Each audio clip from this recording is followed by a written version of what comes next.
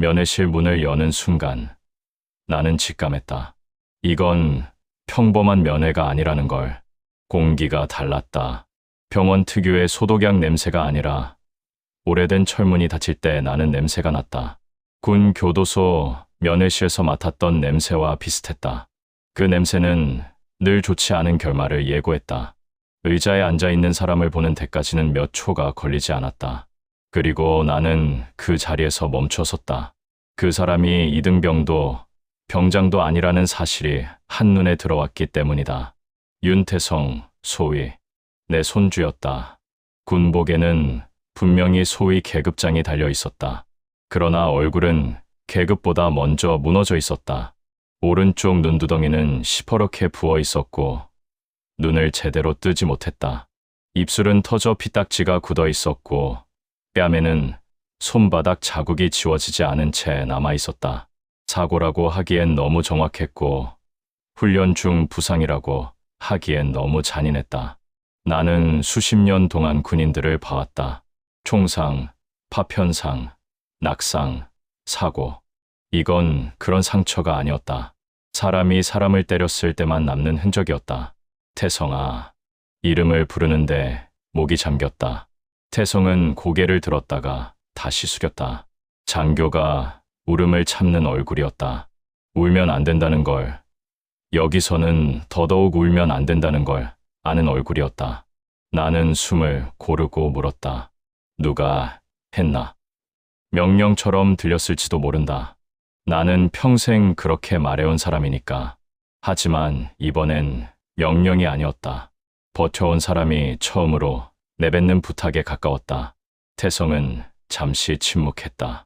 그 침묵이 너무 길어서 나는 이미 답을 들은 기분이 들었다. 그리고 태성은 말했다. 보고할 수 없습니다. 그 말이 머리를 세게 쳤다. 맞았다는 말보다 그 말이 더 위험했다. 왜? 내 질문에 태성은 고개를 들지 않은 채 답했다. 보고하면 더 큰 문제가 됩니다. 그 순간 나는 깨달았다. 이건 단순 폭행 사건이 아니다. 이건 장교가 입을 닫아야만 유지되는 사건이다. 누군가는 태성에게 이렇게 가르쳤다. 맞아도 말하지 말라고. 계급이 있어도 보호받지 못한다고. 태성은 마지막으로 이렇게 말했다. 죄송합니다, 의장님. 그 말이 가장 잔인했다. 맞은 사람이 사과하는 순간 이 조직은 이미 한번 망가진 상태라는 뜻이기 때문이다. 나는 그 자리에서 결심했다. 이 사건은 손주 사건으로 끝나지 않을 거라고. 누군가는 이 구조를 끝내야 한다고. 그리고 그 누군가가 이번에는 내 차례라는 걸. 윤태성은 소위로 임관에 기계화 보병대에 배치됐다. 훈련 성적도 나쁘지 않았고 학교 성적은 오히려 좋은 편이었다. 전형적인 문제없는 초급 장교였다. 처음 한 달은 정말 조용했다. 훈련 계획을 세우고 병사들을 점검하고 보고서를 작성하고 선임 간부들 눈치 보며 하루를 마무리하는 평범한 장교의 일상이었다. 태성은 괜히 튀지 않으려고 애썼다. 원칙은 지키되 말은 아꼈다. 소위는 조용히 배우는 계급이라는 말을 귀에 못이 박히도록 들었기 때문이다. 문제는 그 평범함이 한마디로 깨졌다는 데 있었다. 간부 식당에서였다. 별 뜻 없이 흘러간 대화 중 누군가가 웃으며 말했다. 윤소위 합참의장 손주라며? 태성은 순간 숟가락을 멈췄다고 했다. 그 말은 질문이 아니라 확인이었다. 그리고 그 확인은 아주 빠르게 퍼졌다. 다음 날부터 공기가 달라졌다. 회의실에서 태성을 부르는 호칭이 미묘하게 변했다. 윤소위 대신 위에서 내려온 윤소위, 배경 있는 윤소위. 겉으로는 농담이었지만 장교 사회에서 농담은 늘 경계선이다. 선임 대위 서우진은 회의 도중 태성을 희끗 보며 말했다. 괜히 원칙만 들먹이지 마라. 태성은 아무 말도 하지 않았다. 그 말이 자기에게 한 말이라는 걸 알면서도 굳이 반응하지 않았다. 하지만 그 다음 말은 분명했다. 위에서 배웠나 보네. 회의실에 웃음이 흘렀다. 그 웃음 속에서 태성은 처음으로 느꼈다. 자기가 지금 장교 동료가 아니라 위험 요소가 됐다는 걸. 장교 사회에서 가장 경계하는 건 무능한 사람이 아니다. 위에 줄이 있는 사람이다. 태성은 그 사실을 너무 늦게 깨달았다. 그날 이후 태성의 보고서는 이상하게 자주 반려됐다. 형식은 맞는데 다시 검토. 내용은 문제 없는데 조금 더 부드럽게. 회의에서 의견을 내면 그건 나중에 이야기하자로 잘렸다. 업무에서 슬그머니 빠지기 시작했다. 작전 회의 명단에서 이름이 빠졌고 중요한 훈련 보고는 다른 장교에게 넘어갔다. 태성은 그게 우연이 아니라는 걸 느꼈다. 하지만 증명할 수는 없었다. 장교 사회에서 고립은 눈에 띄지 않게 진행된다. 그래서 더 잔인하다. 어느 날 서우진이 태성에게 말했다. 윤소희, 너무 깨끗하게만 하려고 하지 마. 그 말은 조언처럼 들렸지만 사실은 경고였다.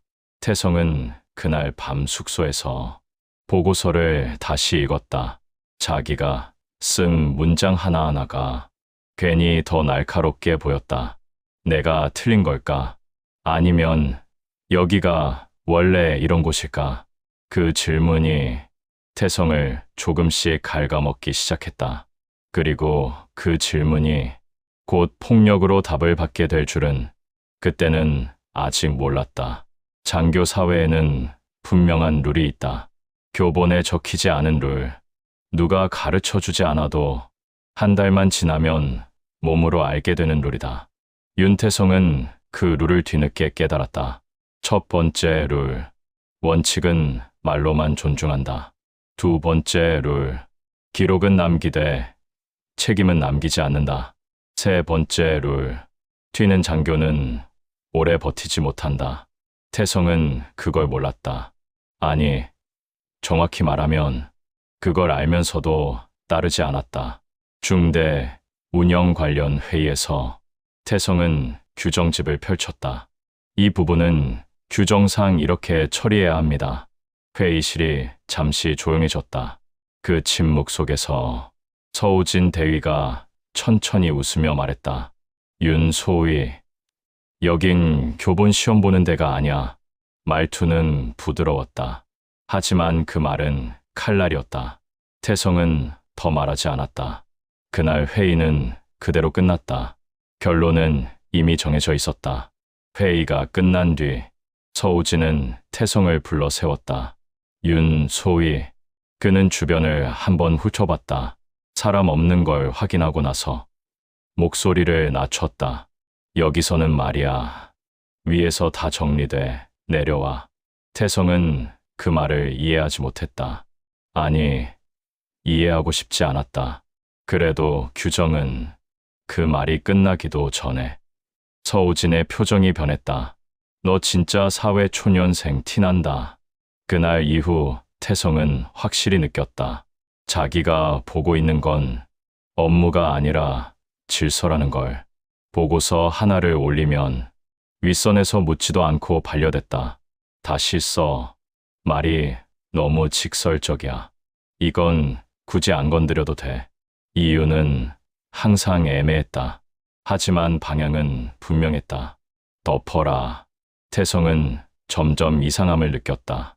중대 운영비 사용 내역이 보고서와 맞지 않았다. 병사 휴가가 이상한 시점에 몰려 있었다. 분명 기록은 있는데 결정 과정은 없었다. 태성은 고민했다. 이걸 그냥 넘기면 자기도 그 구조의 일부가 된다. 하지만 말하면 자기는 조직에 적응 못하는 장교가 된다. 그날 밤 장교 숙소에서 태성은 혼자 앉아 있었다. 불 꺼진 방에서 책상 위 보고서를 바라보다가 문득 이런 생각이 들었다. 내가 틀린 게 아니라면 여기가 틀린 건가? 그 질문에 대한 답은 다음 날 아주 직접적인 방식으로 돌아왔다. 회식 자리였다. 술잔이 몇 바퀴 돌고 분위기가 풀렸을 때 서우진이 웃으며 말했다. 윤소희, 요즘 말 많다는 얘기 들리더라. 그 웃음 속에는 경고도 장난도 친절도 없었다. 오직 하나, 결정만 있었다. 그날 밤, 윤태성은 처음으로 장교 숙소 복도를 혼자 걸어가게 된다. 그리고 그 복도 끝에서 말이 아니라 주먹으로 규칙을 배우게 된다. 그날 밤, 장교 숙소 복도는 유난히 조용했다. 회식이 끝난 뒤였고 대부분의 간부들은 이미 방으로 들어간 뒤였다. 복도 끝 형광등 하나만 깜빡이고 있었다고 태성은 말했다. 그 불빛 아래에서 서우진 대위가 기다리고 있었다. 윤소위, 그는 평소처럼 웃지 않았다. 술 기운도 거의 없었다. 오히려 지나치게 차분해 보였다. 그게 더 무서웠다고 태성은 말했다. 잠깐 얘기 좀 하자. 장교 숙소 복도에는 CCTV가 있었다. 서우진은 아무 말 없이 태성을 데리고 사각지대 쪽으로 걸어갔다. 그 동작이 너무 자연스러워서 태성은 그게 처음이 아니라는 걸 직감했다. 너 요즘 선을 넘고 있어. 서우진의 첫 말이었다. 태성은 대답하지 않았다. 이런 상황에서 어떤 말이 나가야 하는지 아직 배우지 못했기 때문이다. 규정. 너 그거 사회 나가서도 그렇게 할 거냐?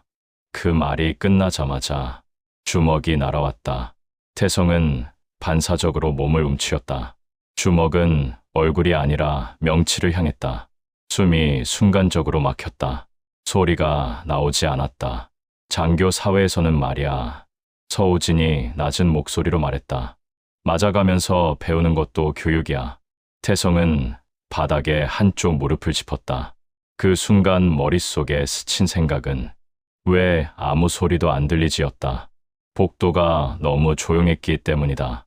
서우진은 태성을 내려다보며 덧붙였다. 이건 사고도 아니고 폭행도 아니다. 그리고 마지막으로 말했다. 교육이다. 그날 이후 폭행은 한 번으로 끝나지 않았다. 오히려 규칙처럼 반복됐다.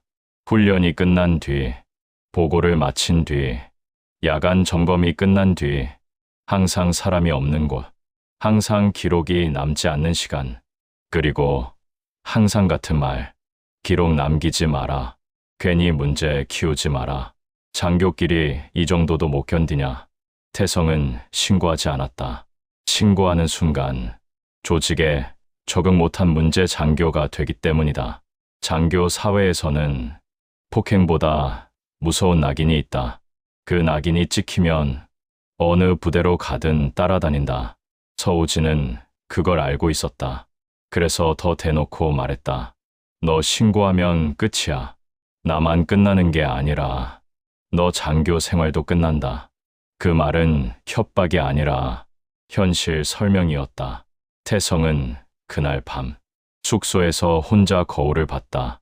멍이 들기 시작한 얼굴을 보며 처음으로 이런 생각을 했다고 했다. 여기서 빠져나가는 방법이 정말 없는 걸까?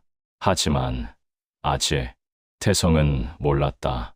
이 폭력이 단순한 감정이 아니라 조직적인 입막음의 시작이라는 걸. 그리고 그 사실을 알게 되는 순간 폭행은 더 잔인해진다. 윤태성은 더 이상 혼자 버틸 수 없다고 느꼈다. 폭행이 반복되면서 몸도 판단력도 흐려지고 있었다. 하지만 그보다 더 무서웠던 건 이 일이 아무도 모르는 일이 아니라는 사실이었다. 태성은 중대장에게 보고를 올렸다. 정식 절차였다. 면담 요청서를 작성했고 폭행 사실 직접적으로 쓰지는 않았지만 선임 간부와의 심각한 갈등이라고 분명히 적었다. 중대장은 태성을 마주 앉혀놓고 말했다. 윤소위, 장교 사회가 원래 좀 그래. 그 말이 전부였다. 위로도 질문도 조치도 없었다. 태성이 조심스럽게 말했다. 신체적 접촉이 있었습니다. 중대장은 잠시 침묵하다가 탁자 위 펜을 굴리며 답했다. 괜히 문제 키우지 마라. 보고 라인 타면 다친다. 그 말은 경고였다.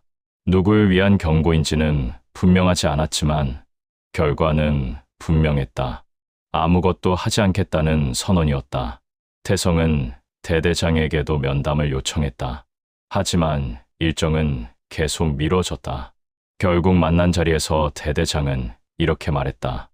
서우진 대위는 실적이 좋은 간부야. 괜히 내부 분열 만들지 마. 그 순간 태성은 확실히 느꼈다. 이건 개인 간의 문제가 아니라 조직이 선택한 편이라는 걸. 그날 이후 태성의 고립은 노골적이 됐다. 회의 명단에서 이름이 빠졌고 보고서는 중간에서 잘렸다. 병사들 앞에서는 서우진이 일부러 태성을 깎아내렸다. 윤소희 말은 참고만 하자. 경험이 부족해서 그래. 병사들은 눈치를 봤다. 장교 사회에서 누가 살아남는지 금방 알기 때문이다. 태성은 점점 말을 줄였다. 말을 하면 맞고 말을 안 해도 고립됐다. 장교 숙소에서 태성은 밤마다 같은 생각을 했다. 저 사람들은 나를 때리지 않아도 나를 끝낼 수 있구나. 그 깨달음이 폭행보다 더 깊게 파고들었다. 그리고 바로 그때 태성은 우연히 보게 된다. 중대 운영비 결산표. 숫자가 맞지 않았다. 작은 차이였지만 군에서 숫자는 거짓말을 하지 않는다. 태성은 그걸 그냥 넘길 수 없었다. 그 선택이 태성을 되돌릴 수 없는 지점으로 끌고 간다는 걸. 그때는 몰랐다. 윤태성은 숫자를 다시 확인했다. 중대 운영비 결산표였다. 몇 번을 봐도 맞지 않았다. 큰 돈이 아니었다. 눈에 확 띄는 액수도 아니었다. 하지만 군에서 그런 차이는 대부분 의도에서 나온다. 태성은 처음엔 스스로를 의심했다. 자기가 계산을 잘못했을 수도 있다고 생각했다. 그래서 다시 계산했다. 그리고 또 다시. 결과는 같았다. 보고된 사용 내역과 실제 지출 흔적이 미묘하게 어긋나 있었다. 태성은 조심스럽게 관련 자료를 더 확인했다. 휴가 신청서, 영수증, 결제 라인. 그제야 패턴이 보였다. 특정 병사들의 휴가가 이상한 시점에 몰려 있었다. 그 휴가 뒤에는 항상 같은 이름이 있었다. 서우진 대위. 그 순간 태성은 선택의 기로에 섰다. 이걸 그냥 넘기면 자기는 아무 일 없이 살아남는다. 하지만 그 순간부터 자기도 그 구조의 일부가 된다. 태성은 고민 끝에 정식 보고서를 작성했다. 규정에 맞게 감정은 빼고 사실만 적었다. 보고서를 올리던 날 태성의 손은 떨렸다고 했다. 그 떨림은 두려움이 아니라 각오에 가까웠다. 그날 밤 서우진 대위가 태성을 불렀다. 윤소희. 목소리가 달랐다. 이전처럼 비아냥도 훈계도 아니었다. 급했다. 서우진은 태성을 장교 숙소 뒤편으로 데려갔다. 그곳은 CCTV도 불빛도 없는 곳이었다. 너 오늘 뭐 올렸냐? 태성은 대답하지 않았다. 그 침묵에 서우진의 얼굴이 일그러졌다. 그 자료 어디 있냐? 그 말이 모든 걸 설명했다. 그 순간 태성은 깨달았다. 자기가 맞아온 이유는 버릇 없음도 조직 부적응도 아니었다. 입막음. 그날의 폭행은 이전과 달랐다. 분노가 아니라 공포가 섞여 있었다. 서우진은 때리면서도 계속 물었다. 파일 어디 있냐? 누구한테 넘겼냐? 태성은 아무 말도 하지 않았다. 이미 답을 주는 순간 이 폭행은 끝나지 않을 걸 알고 있었기 때문이다. 폭행이 끝났을 때 태성은 바닥에 쓰러져 있었다. 숨을 쉬는 것조차 힘들었다. 서우진은 마지막으로 말했다. 윤소희, 이건 내가 만든 일이다. 그 말은 협박이 아니라 경고였다. 태성은 그날 밤 의무실로 실려갔다. 진단서는 명확했다. 뇌진탕, 갈비뼈 금, 전치에 몇 주 더 이상 숨길 수 없는 상태였다. 그리고 태성은 그날 결심했다. 이제는 혼자 버티지 않겠다고. 그 결심이 이 조직 전체를 뒤흔들게 될 줄은 아직 아무도 몰랐다. 윤태성이 의무실로 실려갔을 때 부대는 처음엔 늘 하던 방식으로 움직였다. 장교 간 다툼, 과도한 음주, 감정적 충돌, 보고서에 쓰기 좋은 말들이 빠르게 정리됐다. 폭행은 개인 문제로 축소됐고 사건은 내부 조정으로 끝날 분위기였다.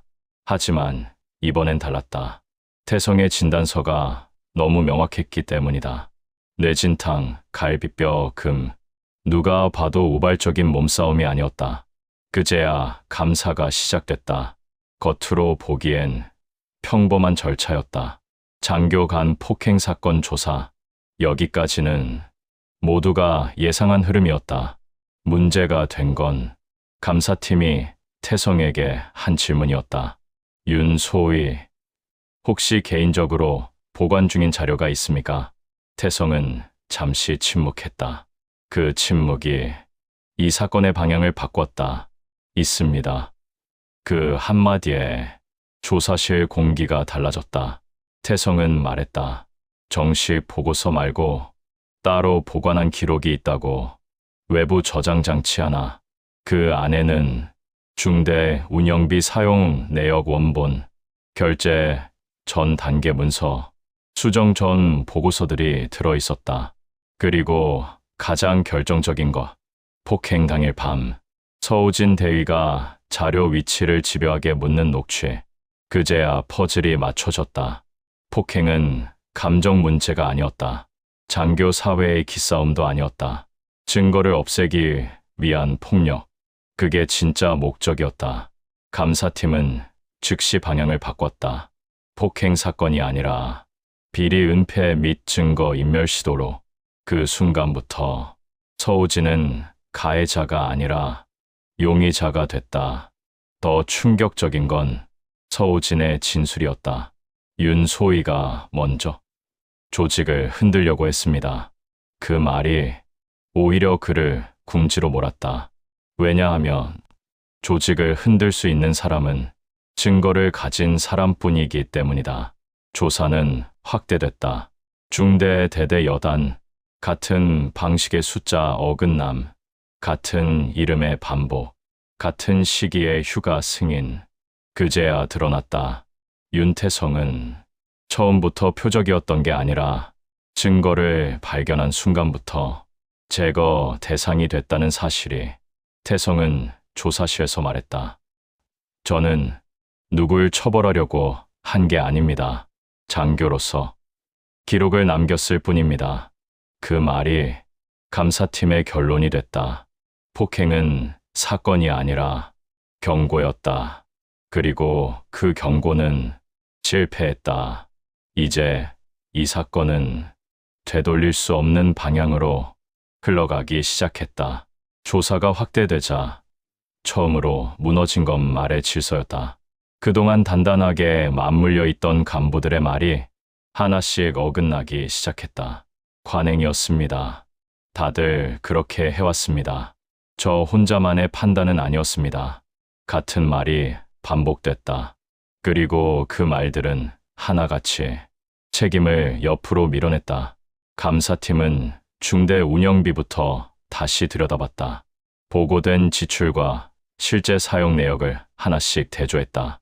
작은 차이들이 줄처럼 이어졌다. 그 줄을 따라가자 대대 회계, 여단 행정까지 연결됐다. 그제야 드러난 구조는 단순했다. 운영비 일부를 빼돌리고 그 대가로 병사 휴가를 조정해주고 그걸 묵인하는 간부들이 있었다. 누군가는 돈을 챙겼고 누군가는 편의를 받고 누군가는 눈을 감았다. 그리고 그 고리 한가운데 서우진 대위가 있었다. 조사실에서 서우진은 말했다. 이건 저 혼자 한 일이 아닙니다. 그 말은 변명이 아니라 고백에 가까웠다. 감사팀은 그 말을 놓치지 않았다. 그럼 누구입니까? 그 질문이 던져지자 서우진의 얼굴이 처음으로 굳었다. 이름이 하나씩 나왔다. 중대장, 대대 참모, 행정장교. 그동안 문제없는 간부로 분류되던 사람들이었다.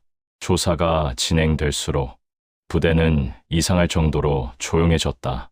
회의는 취소됐고 간부들은 서로 눈을 피했다. 윤태성은 병실에서 그 소식을 들었다. 소위님, 이번에 크게 터졌답니다. 태성은 아무 말도 하지 않았다. 기쁘지도 통쾌하지도 않았다. 그저 이런 생각만 들었다. 그래서 더 맞았구나. 조직은 늘 이렇게 움직인다. 고리가 단단할수록 그 고리를 위협하는 사람을 먼저 제거한다. 감사팀이 여단까지 올라가자 그제야 진짜 패닉이 시작됐다. 서류가 사라졌고 파일이 지워졌고 책임을 떠넘기는 말들이 쏟아졌다. 하지만 이번엔 달랐다. 이미 원본이 있었고 이미 기록은 남아 있었다. 그날 밤 태성은 병실에서 혼잣말처럼 말했다. 저는 제가 뭘 그렇게 큰일을 한 줄 몰랐습니다. 그냥 기록을 남겼을 뿐인데 그 말이 이 사건의 본질이었다. 누군가는 폭력을 썼고 누군가는 침묵했고 누군가는 기록을 남겼다. 그리고 결국 살아남은 건 기록이었다. 하지만 이제 남은 건 하나였다. 이 모든 일의 끝에서 나 자신이 자유로운지 그 질문이었다. 감사 결과 보고서가 올라왔을 때 나는 평소보다 더 천천히 페이지를 넘겼다. 이 사건이 더 이상 손주의 문제가 아니라는 것을 이미 알고 있었기 때문이다. 중대, 대대, 여단, 줄줄이 엮인 이름들, 숫자, 날짜, 결제 라인, 군 생활 동안 너무 익숙하게 봐온 형식이었다. 그리고 그 익숙함 속에서 눈에 걸리는 이름 하나가 있었다. 서우진 대위에 붙인 과거 군무원. 오래전 발생한 사고의 최종 책임자로 기록된 이름. 나는 그 이름을 분명히 기억하고 있었다. 그 사고는 오래전 일이었다. 현장에서 문제가 생겼고 책임을 명확히 해야 했다. 조직은 빠른 결론을 원했고 나는 결제 서류에 서명했다. 그때 나는 조직을 지킨다고 생각했다. 질서를 유지한다고 믿었다. 하지만 보고서를 다시 읽는 순간 깨달았다. 그 판단은 정의가 아니라 편이었다는 걸. 서우진의 부친은 모든 책임을 뒤집어 썼고 그 뒤로 조용히 사라졌다. 그리고 그 조용한 붕괴가 아들의 인생으로 이어졌다는 걸 나는 이제야 보고 있었다. 그 순간 분노가 사라졌다. 가해자를 향한 분노는 나를 편하게 만들어줬지만 이 사실은 나를 불편하게 만들었다. 이 사건에는 폭력을 휘두른 사람도 있었고 침묵한 사람도 있었고 미뤄둔 책임도 있었다. 그리고 나는 그 미뤄둔 책임의 한가운데에 서 있었다. 윤태성이 병실에서 말했다. 할아버지, 저는 누가 망했으면 좋겠다고 생각한 적은 없습니다. 그냥 다음 사람이 저처럼 맞지 않았으면 좋겠어요. 그 말이 내 가슴을 정확히 찔렀다. 나는 그제야 이 사건이 왜 이렇게까지 커졌는지 이해했다. 이건 사이다를 위한 이야기가 아니다. 이건 정리되지 않은 과거가 현재를 때리는 이야기였다. 그리고 그걸 끝낼 책임이 이번에는 분명히 나에게 있었다. 결과는 빠르게 나왔다. 이번엔 덮지 않았다. 덮을 수 없었다. 서우진 대위는 구속 수사 대상이 됐다. 그와 엮인 간부들 역시 보직 해임과 징계 절차에 들어갔다. 중대장은 책임을 피하지 못했고 대대는 특별 감사 대상이 됐다. 여단 전체가 재편됐다. 사람들은 물었다. 합참의장 손주라서 이렇게 된 거 아니냐고. 나는 그 질문을 피하지 않았다. 손주라서 시작된 게 아니라 기록이 있어서 끝난 겁니다. 윤태성은 다른 부대로 전속됐다. 여전히 소위였고 여전히 장교였다. 그는 나에게 이렇게 말했다. 장교도 보호받아야 한다는 걸 이번에 알았습니다. 나는 고개를 끄덕였다. 그리고 덧붙였다. 장교뿐 아니라 침묵하지 않은 사람은 누구든 보호받아야 한다. 그날 이후 그 부대에서 사라진 말이 하나 있다. 합참의장 손주. 대신 남은 말은 이것이었다. 기록 남긴 사람이 이긴다. 폭력을 쓴 사람은 순간 강해 보인다. 침묵한 사람은 당장은 안전해 보인다. 하지만 끝까지 남는 건 언제나 기록이다. 윤태성은 지금도 장교로 근무 중이다. 그는 여전히 원칙을 말한다. 하지만 이제는 혼자가 아니다. 그리고 나는 내 군 생활의 마지막에서 이 한 가지는 분명히 말할 수 있다. 정의는 항상 이기지 않는다. 하지만 기록은 남고 남은 기록은 언젠가 반드시 사람을 살린다.